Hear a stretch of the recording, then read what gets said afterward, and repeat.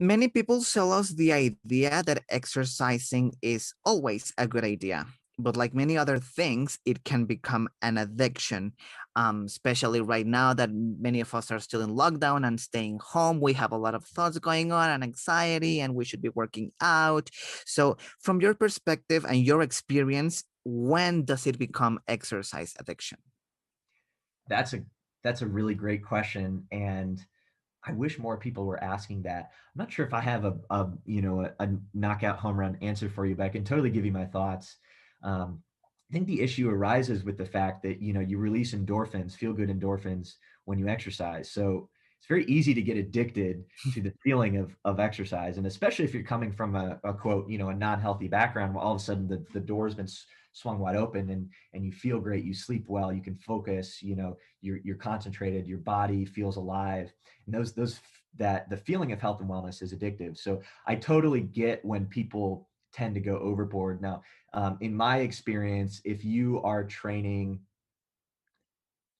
6 days a week, 7 days a week for 2.5 hours at a time, that's probably too much. And again, a little bit of knowledge goes a long way. So um, I think it's important to understand the purpose behind your exercise to help drive your exercise program and the intent behind it, right?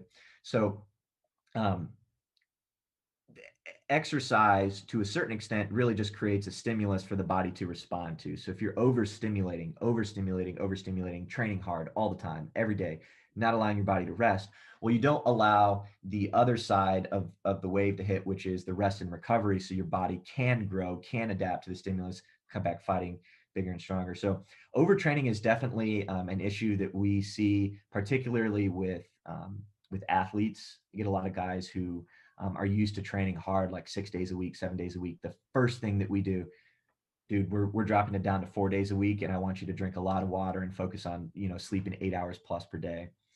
But again, it's a personalization factor. I obviously can probably train a little bit harder than you can for a little bit longer than you can. We have different goals, different experience, different body types. But generally within the bounds of overtraining, yeah, you can definitely do it. And I'd say if you're having 2 hour plus workouts more than 6 days a week, that's an issue where you should probably step back and say, hey, I need to focus on my rest and recovery because it's just as important as the training. And did you say that when you overtrain, like the activity doesn't sum up? So at some point your body says like, hey, I'm tired and I'm not gonna gain any more muscle for you because I'm done, right? Exactly. And then oftentimes too, if you're overtraining, you're also probably